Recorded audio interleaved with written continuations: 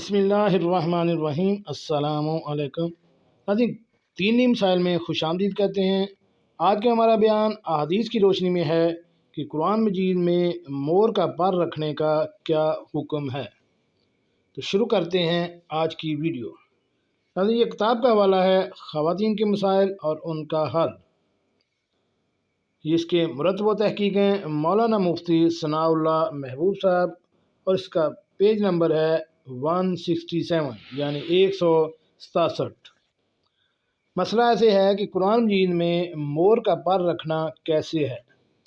اس کا جواب یہ ہے کہ نشانی کے لیے اگر مور کا پر رکھا جائے تو جس طرح کاغذ یا دھاگے کے نشانی جائز ہے، اس کے لیے بھی کوئی امر مانع نہیں ہے، یعنی اس کا بھی انکار نہیں ہے۔